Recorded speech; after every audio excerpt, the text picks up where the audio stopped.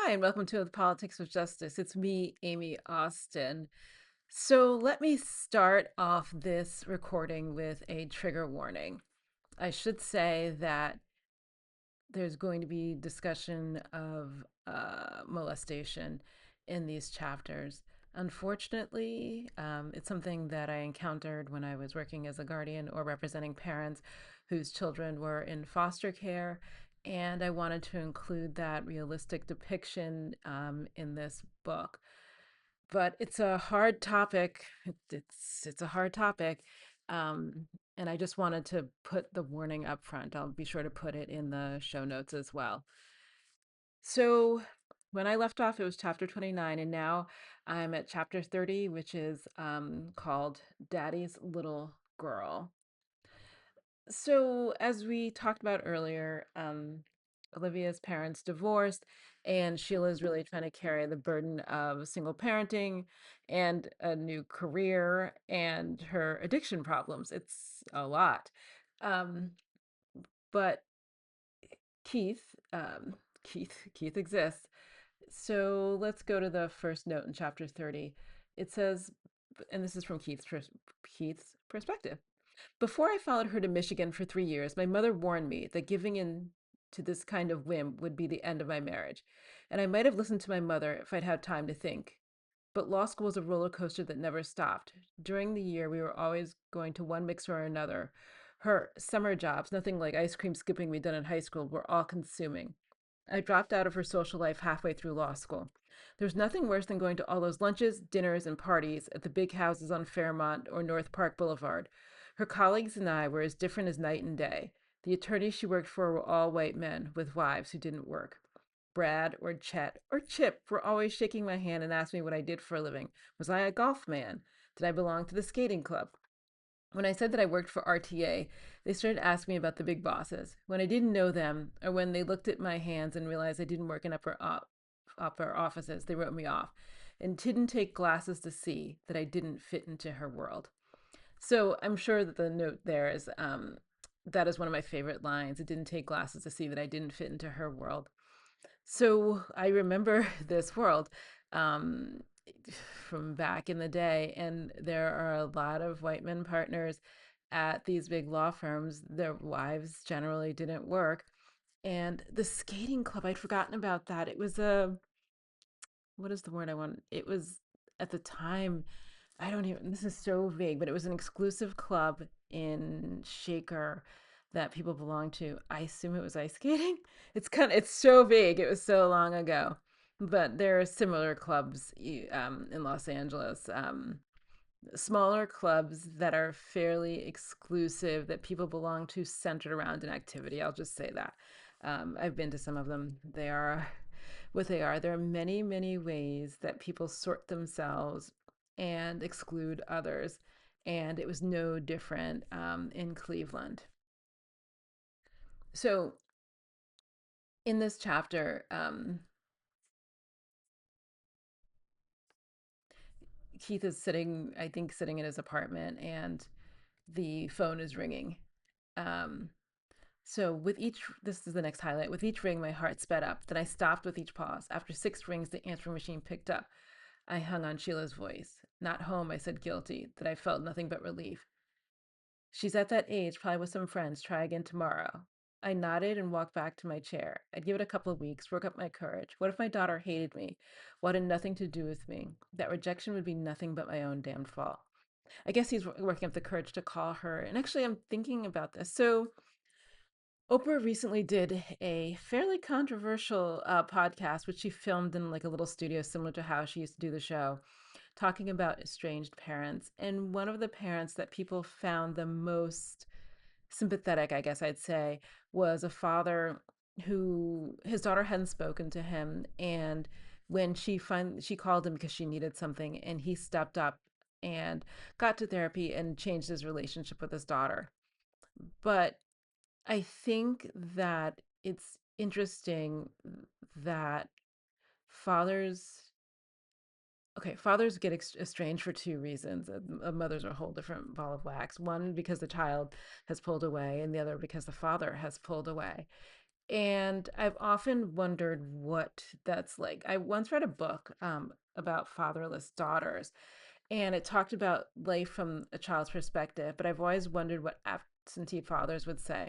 And actually, until that Oprah thing, hadn't had like sort of a clue, and he wasn't an absentee father in that way, but I hadn't had like a clue into what fathers think. Because if you,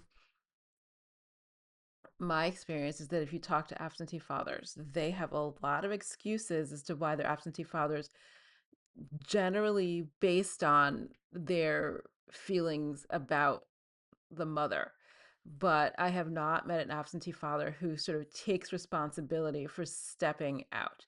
But when I was practicing in Ohio, I noticed that often when men were done with the women, they were done with the children as well. And it's a shame, but it is what it is. So we moved on to chapter 31, which is called Behind Closed Doors. So, as we know, Olivia's in foster care um, with this kid named Jermaine, who is slightly older than her. And his behavior is both immature and inappropriate. So the highlight is this is Olivia's chapter 31. My body jolted like someone was walking across my grave. The small strawberry shortcake nightlight flickered on, bathing the room in an odd pinkish yellow glow. I'd forgotten to lock the door like I'd been told. What was there to fear? My mother had long ago told me that monsters weren't real. Um, and the note is that writing these chapters were some of the hardest I'd ever written. And it is because it's just it's hard because I think the girls and women are like preyed upon. I mean, I'm reading a book now that talks about the incidence of um, assault and various kinds of assault upon women, and it's high and it's a lot, and the perpetrators are like heavily majority men, over 90%.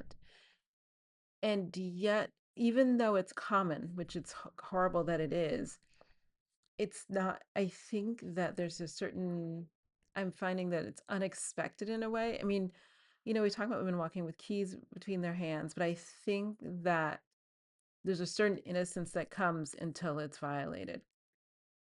Um, the last highlight was about she doesn't know what's coming. And so when she thinks it's going to be the foster mother, it's Jermaine who's knocking on her door. And she says that sleep and its companion, oblivion, were what I craved. And so that's sort of how she's getting through this experience. And it's a coping mechanism that many people use, often in depression as well. But it's one way to get through an awful experience because, at least for 8 hours of any given day, you don't have to experience whatever's going on out there that's awful. Chapter 32 is called Shattered Glass, and it is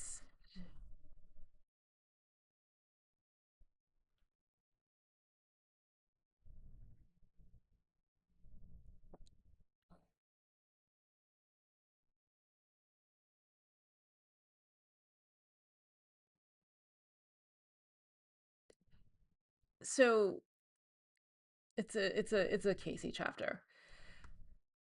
Um, and she is, oh, she's in her office. And she's really like thinking about getting down to work, which is pretty hard. So she's talking to one of her clients, um, one of her poor clients, and she said the client says, "I'm supposed to testify." Buyers look taken aback. This is what I hated about Juvenile. Everybody loved to get down and dirty when it came to talking about other people's parenting, but they didn't want to go public. Um, they take it back. In chapter 32, Casey is talking to one of the social workers and about testifying, and she's encountering the fact that people don't want to testify. And in this case, it's one of the social workers who participated in the removal of Olivia. And it says the posted notice that most witnesses were afraid to testify in court when it came down to it. It was actually the oddest thing. Like, people like the idea of the justice system, like the idea of truth prevailing, but get terrified of being involved in the process as a witness. I'm not sure. Like, I could never quite figure out what they thought was going to happen. Were they going to thought they were going to be tripped up in a lie, that they didn't want to say the thing? So people will tell you all sorts of things, and he did this and they did that and this happened to me or whatever, and you're like, okay, fine, but you're going to have to testify that in court. And then silence. It's the oddest thing, and I actually don't know what people fear about the process, because if they are telling the truth, and they have nothing to fear. I'm not talking about people who have the potential of jail, or losing their kids or something. But just as a straight up witness in a case, I never understood what it was they feared. Maybe one day I'll figure that out, or not. Who knows? It's just something I didn't understand, and I think was surprising when I came to it, because there's so much bluster in people when they talk about the justice system. And if the judge heard what I had to say, or if the truth got out or whatever, and you're like, okay, here's your chance for the judge, jury, whomever, and for the truth to come out, and suddenly silence. So chapter 33 is one of these sort of vestiges of me trying to write like other people. And I think I talked about that early on in these videos. And so it's called Washington Murmurs, and it's about the backroom machinations going on as they involve Sheila's nomination. I think I wanted the idea that what she was going through in juvenile court, like, how do I say this? Rumor mill wise, like, trickled, got to Washington, D.C. somehow, and was going to affect her confirmation process. I was just, so I'm reading this book called Erased, which I don't recommend. It is so depressing. It's about like just the patriarchy in America, and like how we're all like effed in the end. Every once a year I read one of these books and I'm just like, oh my God, the world's awful. So I don't recommend the book. But while I was reading it today, she was talking about how long the confirmation process is, and it's usually several months, and how Amy Coney Barrett, when nominated for the Supreme Court, like was confirmed in like 40 days or something, and it's like one of the swiftest confirmations ever. But in reality, the confirmation process, even like taking out the whole like obstructionist part that's really come to the fore in the last, I don't know, at this point, 20 years, maybe. Oh God, okay, maybe it's 20 years. Um, his is a lengthy process, and usually people who are like aiming to be confirmed have to meet with people in the judiciary and their own senators if they're not on the committee, like take them down and introduce them around, and like try to put a human face to the name and get people on board with voting. And this is just in the Senate. The advice and consent of the Senate is required for federal appointments.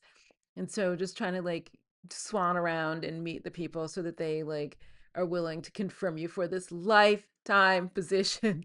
All federal judges are lifetime appointees, so the pay is not as high as a lot of other lawyers, but it's a lifetime federal job. Doge ain't going after that.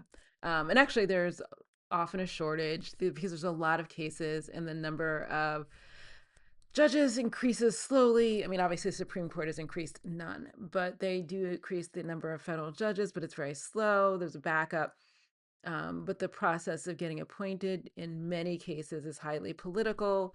So it takes a minute. And I really wanted to emphasize that it's not just like you walk in, you get nominated, you do your hearing, and you see that. So on C-SPAN, you'll see the hearings, or if they're more like controversial, on like various like TV outlets. But that's just the culmination of all the meetings and glad handing and backroom dealing. And I wanted to bring that in. In later books, I don't do this anymore. I don't put in any of that background information. But it was the first book I wrote, and even if it's not the first that was published. And back then, I was not so great about what to leave out. We'll just say that. Let's just say that. I'm better now. Better now about what people want to leave out. So chapter 34 is an Olivia chapter. It's called She's Not My Mother.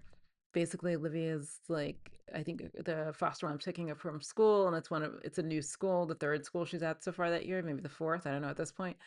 And people are like, "Oh, your mom's here," and she gets this like huge feeling in her chest that this woman's not her mother. And it doesn't matter as far as these kids are concerned, but it like really matters to her that the life that she's living is foreign and it's mistaken for being normal. And she really struggles with that. So chapter 35 is called relative placement. So at the time I was practicing, and I assume now, but obviously I don't keep up on things that I'm not involved in.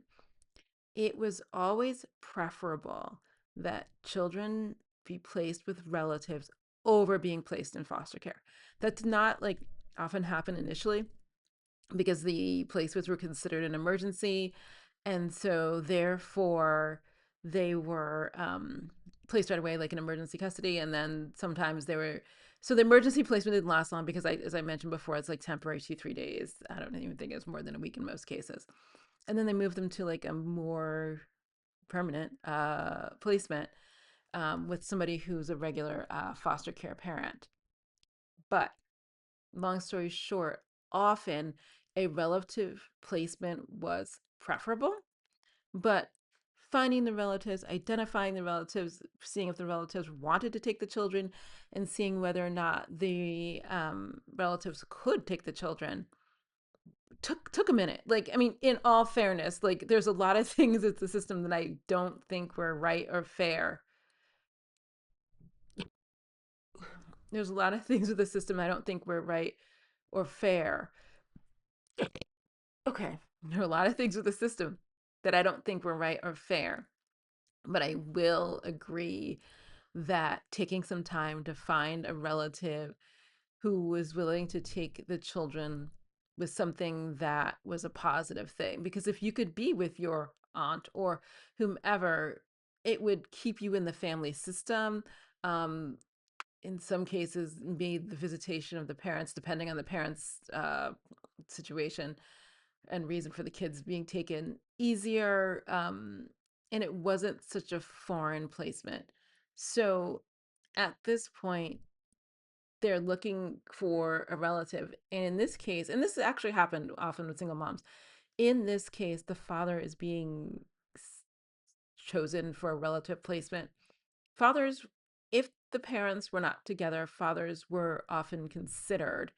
Um, there are a whole lot of various situations, obviously, with what they were doing, but notifying them was often difficult, and finding out whether or not they take them. But in this case, they find out that Keith is available. Unfortunately, like not in the greatest way. Like at this point, he's being served because okay, so the mother's parental rights are affected, but also the father's parental rights are affected. And in this case, since they were married, it makes it easy because there's a presumption that he is the father under the law. So the issue is notifying him. Now, notification. Service and notification are their own bailiwick. And in this case, the sheriff is notifying you. So, like, the sheriff is like this vestige of like English common law. They have a lot of purposes. One is like service of papers, one is like evictions, some is like law enforcement, but they have like a lot of like ancillary things. And in Cuyahoga County, the sheriff did service, like service process, was a process server, was the main process server, which actually, to be honest, much better than California, where you have like a whole like process servers industry. Like people will take shit from the sheriff, whereas they might ignore like Joe who showed up in his car with some papers. Which is often why it's portrayed on TV that you've been served like as a dupe, because people will avoid service. People generally don't avoid the sheriff because it's the guy with the gun, and like they don't mess around like that. Miss it. Moving on. So the sheriff has showed up at his aunt's house. So the thing about Keith is that I don't know, he's not itinerant, but he's one of these guys. Actually, I know quite a few people this, and maybe this is like an East Coast quality. Like they don't change their address. So their address is always like their parents' house or their aunt's house or something. And they like actually like live somewhere else, but they like or they move like every couple of years, but they don't change their permanent address from like their like some relative's house. Never understood like why you just not would have your own address, but I know a lot of people do it. I don't have a why. Like, I just don't have a why. Maybe because there was subletting in New York City. Like, I have so many questions. I don't know. My address is my address. All that said, Keith's address is his aunt's house. And since that's his like permanent address, as far as the government is concerned, she's the one who served with these papers about the foster care and Olivia being removed. So Cora calls him and she's like, the sheriff came here with some papers. And look, the sheriff's never, as far as like eviction goes in law enforcement, the sheriff showing up is never like a positive thing. Like the sheriff has come to see you. So she's like, come over here and get these papers. So it's he gets the papers and the highlight is um so he keeps like Sheila's number in the back of his wallet, and he's sort of regretting not trying harder to keep in touch with Olivia. So the highlight is I dialed the number I kept in the back of my wallet, wishing I tried harder to get in contact with Olivia. I listened to the phone ring, wonder if Sheila would even pick up. Sheila's home number had been unlisted for years. Seeing the folks from her old neighborhood when she visited there was one thing, but getting phone calls from wayward relatives who wanted money because they thought she and all lawyers were rich, or free legal advice because that's what family was for favors like fixing parking tickets, because they didn't know the difference between a lawyer and a court clerk, had been trying on her nerves. I knew the diatribe backwards and forwards, but Olivia always kept Auntie Cora apprised of their phone number. Today was not a day for social niceties. Sheila, what in the hell is going on over there? I just got some papers from Auntie Cora's house talking about Olivia being in foster care. Good evening, Keith, Sheila said. It's so nice to hear your voice. You haven't seen your daughter in what, 3 or 4 years? Do you have a job yet? Cut the bull acting like your shit don't stink. How in the hell did Olivia end up in foster care? I didn't wait for an answer. Are you planning to get her back or drink yourself into oblivion? Oblivion. How dare you? Who in the hell gave you the right to pass judgment? Didn't want to leave your mama's house? Didn't want to keep a job? That's when I left your lazy ass. Didn't step up and do the manly thing and take care of your daughter. Don't start talking to me about raising a child. You aren't here day in and day out to deal with the everyday stresses. Is she fitting in? Does she have enough friends? Is she eating too much junk food? What to tell her when she cries that her dear dad doesn't love her? So don't come in here like your father of the year, Sheila said. So unfortunately, how can I say this? Unfortunately, and this is the note, all the unresolved issues come up here during this conversation during a heightened time.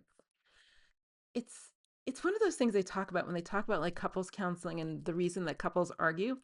And often all the crap that people like the resentments and all that bubbles up during an argument. So they're not even arguing about what they're arguing about. They're arguing about all the past crap that hasn't been resolved. And that happens here. But Keith's really sort of having none of it. And he says, are you drinking? And she says, hell yes, I'm drinking. I need a little rest and relaxation in the day, maybe a cocktail or nightcap, but I'm no drunk. This whole mess in juvenile court is a mistake. You know, they don't like to see black people make it in Cleveland. So she's like, sort of like deflecting using this. I don't call it conspiracy theory because it's true, but using the idea that black people getting ahead is an anathema to the society in which we live. And that is actually like indeed true. But she's also really truly like not doing the best thing here. Um, so like, and he says I couldn't fault her logic. The daily newspaper was filled with black leaders taken down by extramarital affairs or unpaid taxes. Look what the FBI tried to do to Martin Luther King. What happened? I asked, conciliation in my tone. Sheila's voice lost its impatience. Olivia's guidance counselor got a little overzealous. She's one of those young white girls out of school. You know the type, gonna save black folks from themselves. I did know the type. I'd met them when Sheila had been in college and in law school. I'd have preferred a life without those people, but Sheila had sought it out, and this was the result. Oh, this is like all the issues. Like, this is like all the issues like bubbled up in a paragraph. Because, like, how do I want to save this? Okay, so like the white savior type on one hand, and like there's a bunch of movies about that. Like the young white person's gonna go into the inner city school, whatever, like it is, and save the black people. That's like one whole like trope. Then like the next trope is about like people being taken down, and the FBI or the CIA or all the conspiracies, some of which are true, about how black leaders get taken down for like minor things. A recent example is, oh my God, which woman is this? The one who um, was recently indicted for mortgage fraud for like buying a house using a mortgage. So most primary mortgages assume you're going to occupy the home, because if you buy a house and you don't plan to occupy it, the mortgage rate is actually higher. This I know from rental property. That said, people will buy a house that they do plan to rent out using a mortgage, that they are going to do just to save on the mortgage rate. It doesn't mean they're going to default on the mortgage or whatever. So whichever prosecutor, I think was wrapped up in Donald Trump, had done that. She bought some house for her niece, I don't know, some other relative, and that is considered mortgage fraud.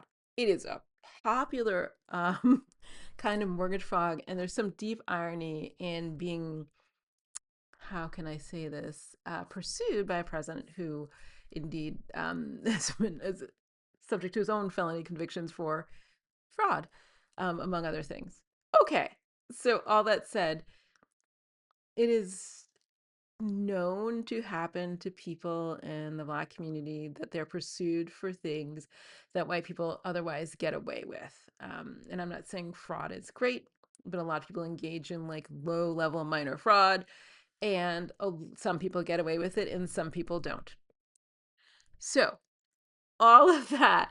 And then there's like the third issue of some people, some black people I have met live a life that doesn't engage in that broader world, whether it's corporate or whatever, any of those environments where they're unlikely to encounter people who don't treat them well. So this is like the trifecta of like black community tropes, trying to get ahead and being pushed down, being accused or convicted of things that otherwise white people would get away with, and being too big for your britches, and therefore this is the result. And it's sort of not fair, because the whole meritocracy, seek out education argument in America encourages people to go forward, but that doesn't mean you're going to be treated as well. And that's just, it's just one of those things. It's just one of those things. Um, anyway, so in chapter 36, um, hold on. It's an Olivia chapter. And it's actually, this is so interesting. It's about the visit from the social worker. And I, when I worked as a guardian, I think I sometimes would visit at the same time as a social worker, just to like minimize the disruption in a child's life with like adults they don't know sort of coming in. But the what that gave me is an opportunity to see what a quote unquote social worker visit is. Because I think, so one of the issues that comes up when we talk about foster care, especially when something happens to children, is that because social workers are overburdened in this system, underpaid, overburdened, have a huge caseload often, they're understaffed, we could go on.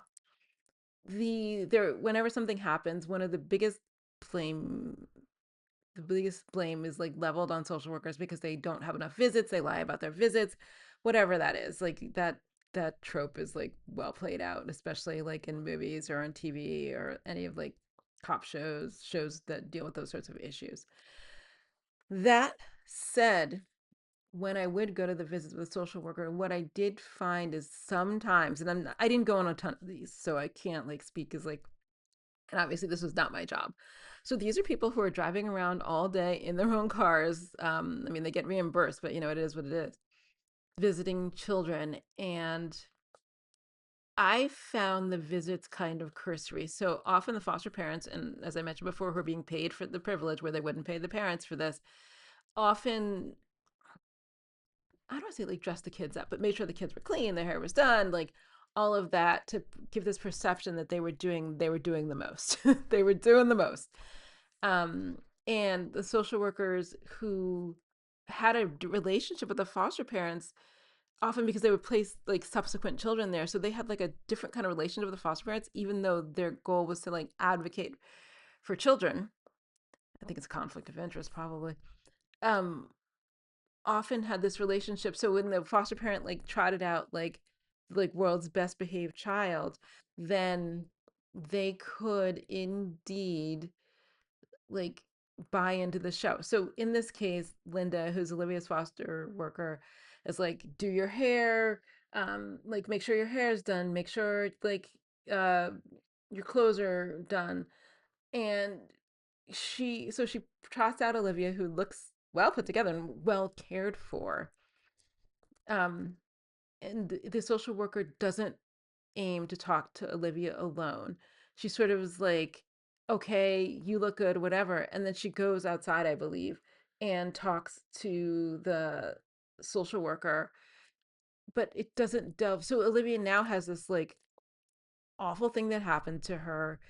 And I think he was even thinking about talking about it, but there's really no opportunity because it was more of a dog and pony show and less of like a true assessment of how the child is being cared for in foster care. So let's go to chapter 37. So, chapter 37, we're back to the my Philip Margolin, like, thing where it's called the confirmation. So she's out down there, like in the offices, doing like the handshaking with this thing, and one of the senators says, "Oh, I'm so sorry to hear about your troubles." Um, and it's a very like old boy sort of focused environment, and Sheila's anything but a good old boy. And they make it sound like the likelihood that she is going to be confirmed is up in the air. And like Sheila's got a lot going on, and her inability to like juggle all of it successfully while also having like a habit is deeply problematic. I don't know if when I wrote it, I wanted you to be sympathetic toward her, to understand her fight, or to put her feet to the fire. Maybe all three. Maybe all three. Personally, I don't have a lot of warm feelings towards Sheila, but I know writing an unsympathetic heroine is not the best. Um, so we get to chapter 38, and I think that'll be the last chapter because we're getting on in time. It's called Doth Protest Too Much. And so Sheila is now going to meet with the guardian ad litem, Sheila's, excuse me, Olivia's guardian ad litem, but the guardian ad litem in Sheila's case. And it's a woman named Sherry Otis who has her own thoughts. Everybody has their own thoughts, feelings, and actions. And she's a little worried about how this is going to go. Um, so the guardian is there, and she says, I trudged up the stairs because like they live on the second floor in this two-family house they live in. I trudged up the stairs, rubbing my face with my hands. It was overwhelming, trying to convince well-meaning folks in the Cuyahoga County Justice juvenile system that I could do what I'd already done for years, raise my daughter. And that's sort of the standard. Like people come, and I mean, I don't know if I did this as a guardian. I'd have to really like do some self-examination there. But I'd watch parents try to convince me that they could do what we expect parents to do, which is raise their child. And in the cases where it was about poverty, I was not doubting their issue to raise their child at all. I was there to just do the thing that I was like statutorily obligated to do, which is like do an assessment and make a report.